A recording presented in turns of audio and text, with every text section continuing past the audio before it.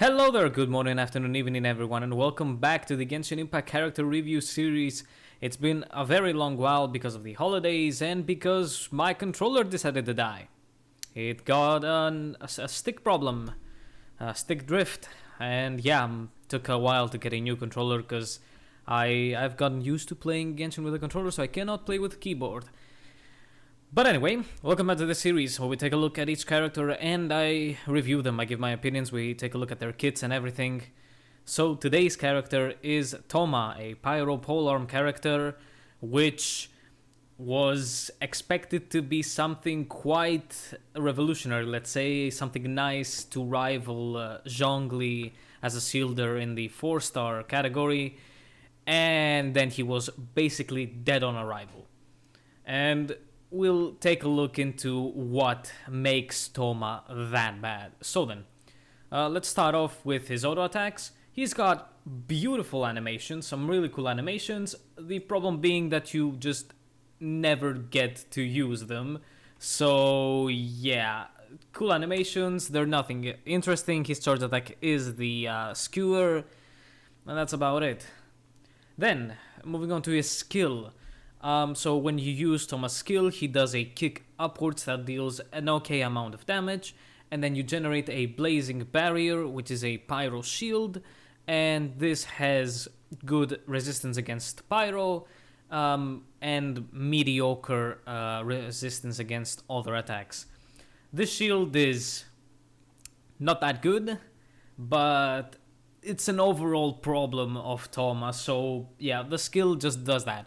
Bit of damage, okay on the cooldown, the shield duration not that much, it's actually almost a 50-50, but yeah, it's not that good. So moving on then to burst. So when you activate Thoma's burst, you deal a bit of damage around Thoma, very small, and then you gain a buff for your character. So every 1 second you will launch a pyro wave that deals minimal damage, and that will also give you a pyro shield, a blazing barrier, just like your skill.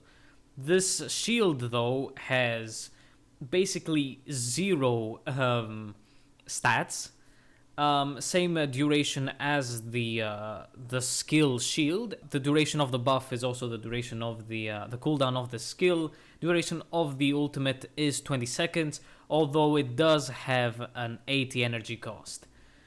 So yeah, in terms of talents, Thoma's first talent makes it so that whenever you get a blazing barrier, either through your skill or the Crimson Oyoroi, which is the ultimate, the buff, you gain shield strength, 5% up to 25% because it has 5 stacks. And then Thoma's second ascension talent is that the damage of the pyro waves is increased by 2.2% of his max HP. So then, what is the problem with Thoma and why is he considered dead on arrival? Well then, he just doesn't have good multipliers, and his stats are absolute garbage. So the shield is meant to be stacked, right? So you're meant to use your E and then immediately ult in order to start stacking the shield. The problem is that, again, the multipliers of the E shield are low, and thanks again to Thoma's stats, it's even lower. Thoma has such bad base HP. He has 10,300 at level 90, which is basically the lowest except for bow and catalyst users. Almost every other character surpasses him greatly or is on par with him, which is nuts. So yeah, it's just crazy how low Thoma's stats are, and because of that, his shields are absolute garbage. The E shield is like nothing, and then trying to stack the ultimate is also nothing because holy fuck, who the heck decided that the Pyro Wave shields should have a 1% max HP ratio? Not even joking. Until level 10, you are between 1.1% and 1.9% max HP every wave. And you can get one of those shields every second, or even more, because if you don't attack exactly when the 1 second cooldown ends, well, you're not stacking every 1 second. And the funny thing is, to match an E shield with your ultimate, you're going to need around 10 to 11 waves. So it's nuts. And again, because the E shield is so weak, and because it is also a pyro shield, which means that it has no resistances to anything other than pyro, and why the fuck are you bringing a pyro shield against pyro enemies? Right, because if it's something like a pyro abyss mage, or a pyro abyss herald, or the slimes, you're not gonna be dealing damage because they have high resistances or they're immune, so you're going to bring other shields. So yeah, like, the pyro shield is garbage, and then trying to stack it is basically impossible because you're gonna get hit. There's no way you're not going to get hit until you stack a second E shield with the ultimate, which basically means that the shield is going to break and you're gonna get fucked. It's really nuts, and because of these garbage multipliers and stats, Thoma becomes a full-on Constellation must character. Not to mention his 80 energy cost, by the way, as well, which comes in effect to artifacts and weapons and their problems, but let's take a look at the constellations, right, and what do they fix. So, his first constellation is that whenever you take damage on a blazing barrier, the cooldown of Thoma's skill and ultimate gets shortened by 3 seconds. That sounds awesome. Too bad this effect has a cooldown of 20 seconds, so it only activates once and maybe. So, and it's just 3 seconds on your burst and skill, and it's nothing. So, yeah, like, I'm not joking, it's literal garbage. His second constellation increases Crimson Oyoroi's, that's the buff with the pyro waves, duration by 3 seconds. That's fine. I mean, that makes the ratio 18 seconds to 20 seconds on the cooldown of the burst, so that's fine. That's almost a 100% uptime, so that's kind of cool. His fourth constellation makes it so that your burst now has a 65 energy cost instead of 80, so that's kind of a saving grace, a big saving grace, I would even say. And then his sixth constellation is the only time Thoma will ever buff your characters. Yep. Like, that's also another problem. Compared to other shielders, even 4 stars, not just Zhongli, right, the CEO of GEO of shields, other characters at least bring something, right? Diona has okay particle generation. Her shield is much stronger, I would say, than Thoma, perhaps even more reliable at least. And of course, she brings healing, she can bring elemental mastery buffs, stamina reductions. Even Xinyan can be a good sub DPS with her burst, and she brings physical damage, physical resistance reduction through her shield. So yeah, and so Thoma's sixth constellation, the hardest to get, makes it so whenever you're protected by a blazing barrier, whenever you gain one, your character's normal, charged, and plunging attacks have increased 15% damage for 6 seconds. So that is refreshed every time you get a blazing barrier, but it's just a 15% damage buff on attacks, every kind of attack.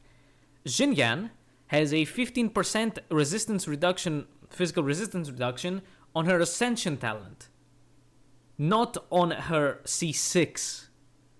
So, yeah, like, these constellations are so bad, and I thought I would never see this happen again, because this puts Thoma in the same category as Lisa.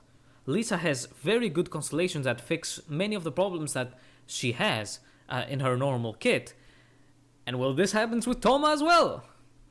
And it's just garbage. And there are also no real teams to bring Thoma into that will not, like, give you a DPS loss or a utility loss, even. Because if you want to bring a shielder, of course you can bring in Zhongli. You can again bring in Diona, even Xinyan in physical damage comps. Like bring Thoma where? He doesn't have good pyro application. He has zero sub DPS potential, unlike someone like Xingqiu.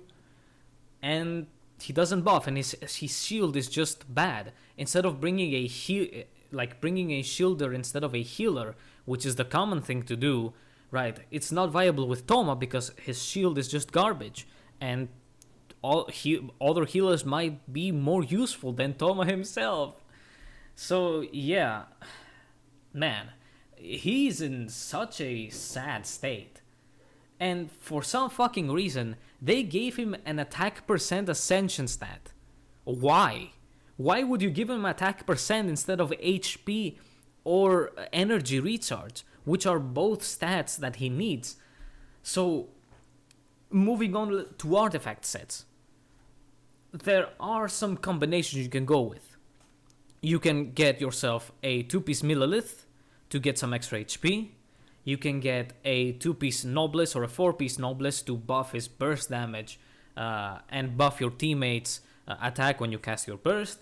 You can maybe go for Crimson Witch, but I would suggest going for the for Noblesse, or you can go for the Emblem of Severed Fate in order to give him some extra energy recharge, which is, well, here's the problem. All of those stats you need, but you can only get 2 of them. You need to decide, do you need energy recharge and HP? Do you need energy recharge and burst damage? Attack buffing? Like, it's nuts. Cause holy fuck, Thoma just doesn't generate any particles. His E has a 15 seconds cooldown with minimal particle generation, and then with the burst costing 80, and even at the 65 mark if you get C4, you just don't do it. You can't get your ultimate. You need some sort of battery. And at that point, the thing is that if you are to bring a pyro battery for Thoma, why are you bringing Thoma? Like, the best pyro battery is Bennett. Why bring Thoma when you can bring Bennett, who can easily give an attack buff, and his healing is much better than Thoma's shields? Heck, he can even be a somewhat better sub DPS or main DPS than Thoma. Like, the only time I can see somebody battering Thoma is like Diluc because of his 3 skill casts. And yeah, like, it's freaking nuts how bad this balance is. Because with artifacts, right, what are you going to do? You need to choose to either make Thoma a shield bot with 0 damage potential, or you're going to make him a very bad sub DPS, but have a 0 shield, like a 0-point shield basically. Because you're either going to go energy recharge, HP, or you're going to go energy recharge attack, energy recharge or attack on your sands, pyro damage, and then a crit circlet. Those are the 2 choices, and again, both of them are bad. In the shield bot route, you need 2 HP main stats and good substats as well. And you also need an energy recharge sands as a must, because even with a good energy recharge weapon, Thoma just cannot get his burst up, even on C4.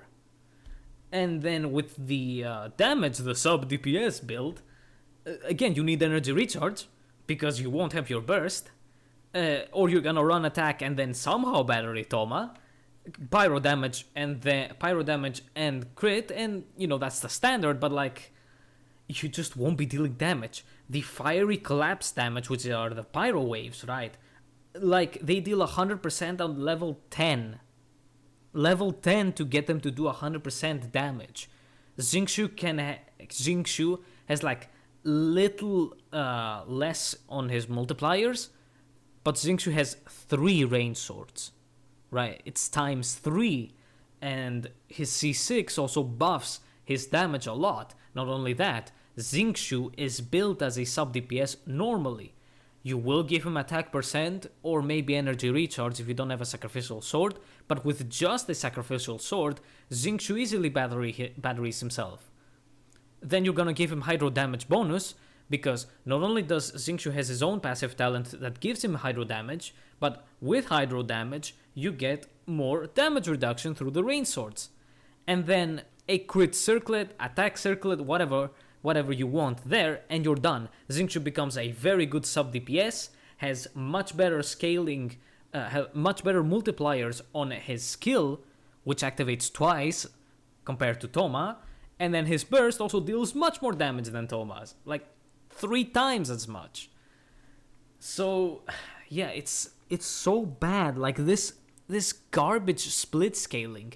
If Thoma just had an energy recharge ascension stat, or maybe pyro damage, he would have been in a better spot, because that means you don't necessarily need energy recharge sands and a weapon.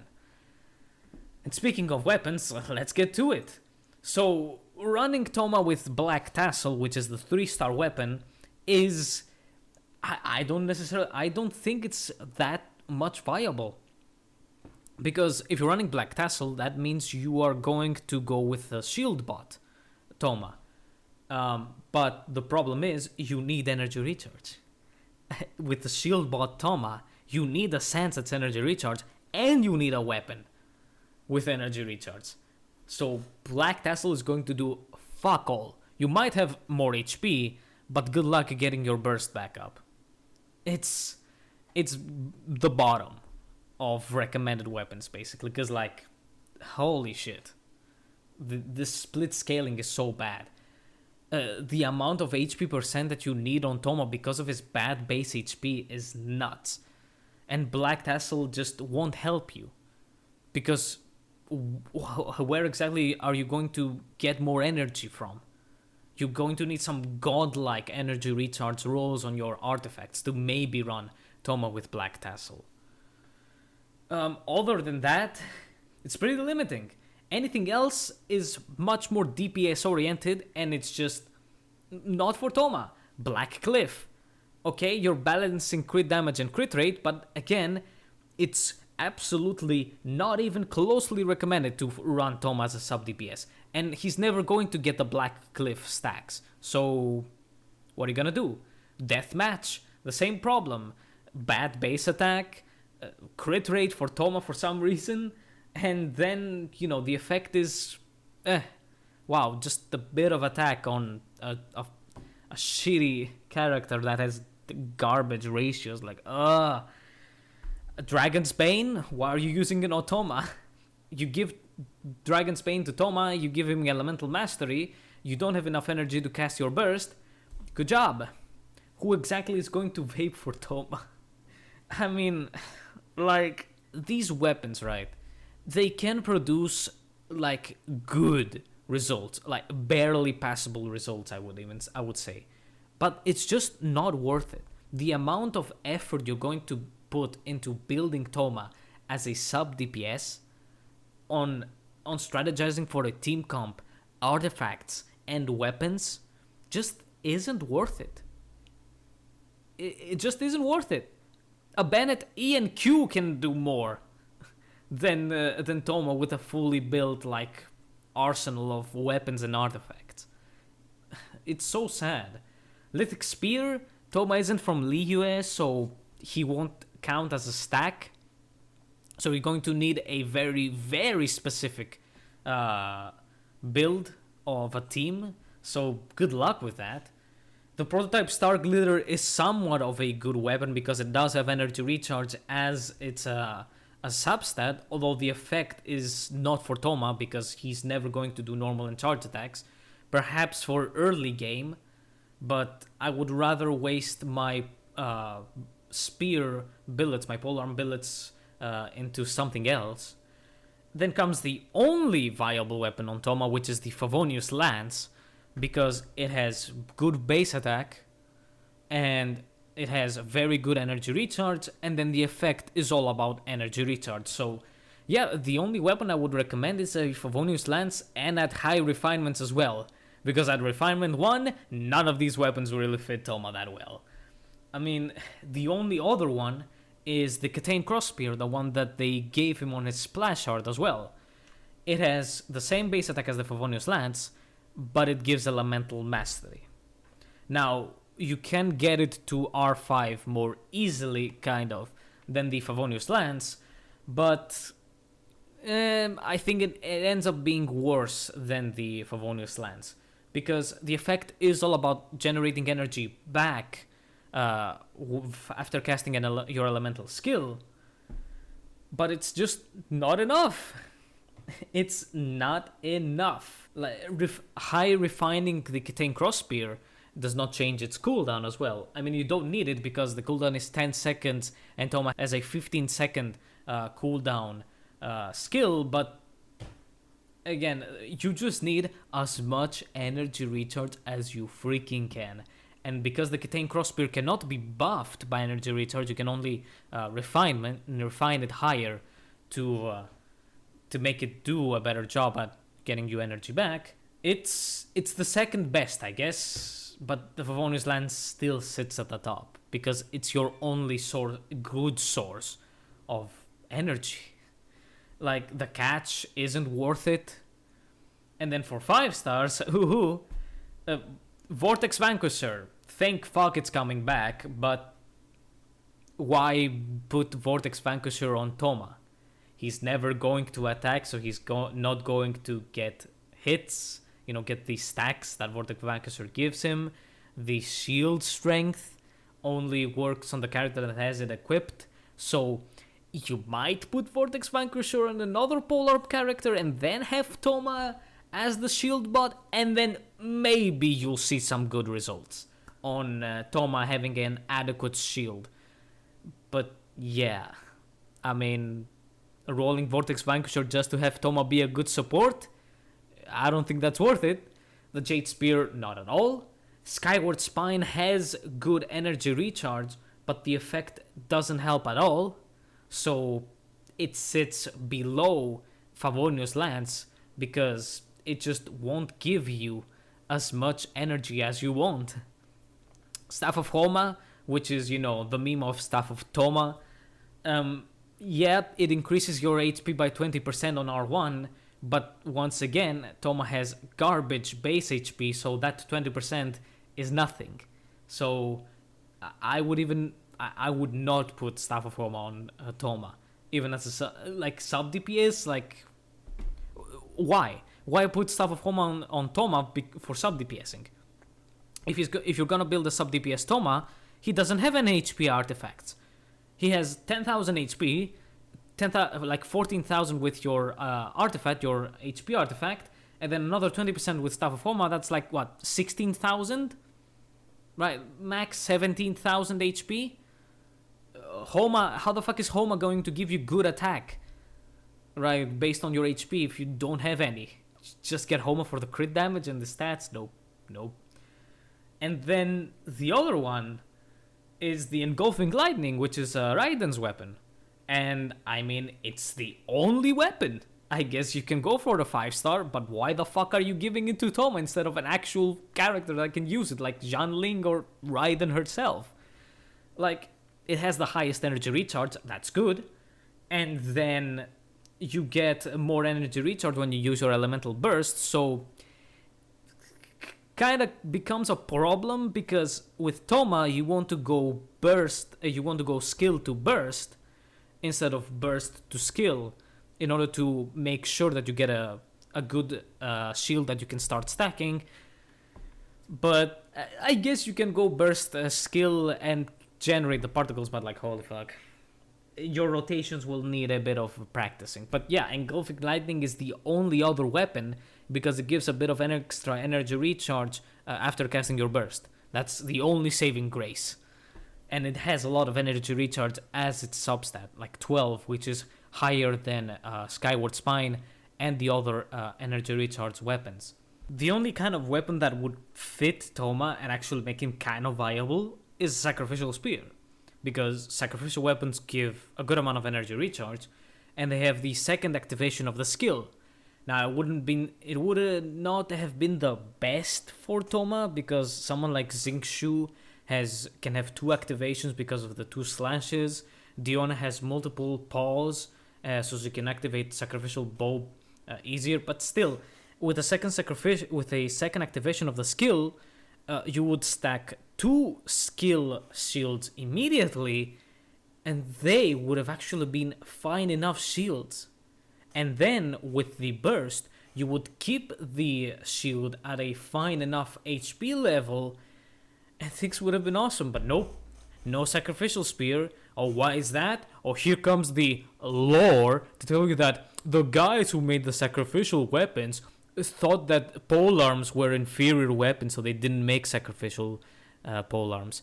And that's fucking bullshit. Sometimes you need to, separate lore from gameplay if it means that it will break lots of stuff. Like, one sacrificial spear, and Thoma is a fine enough character. Oh, what about other characters? Would they be broken? Perhaps that's why there's no sacrificial spear. No. What will Jianling do with two Gobas? What will Xiao do with an extra dash? See what his C1 is exactly that. Rosaria would fucking dash twice. It doesn't fit that many characters except for motherfucking Thoma. So yeah. I mean, what can I say? Thoma is just... He's a character that I wished would be good. Like, no joking, I was happy for Thoma. I would have liked to see him in my Hu Tao composition.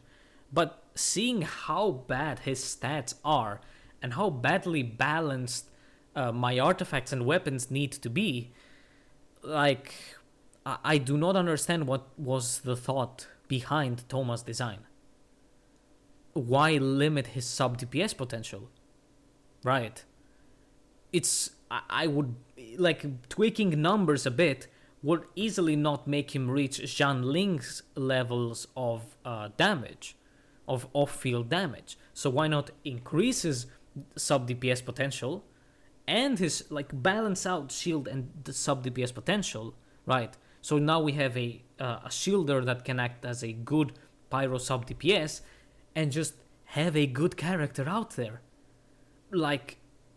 Does he need to be a 5-star to have a good balance of sub DPS and shielding potential like Zhongli?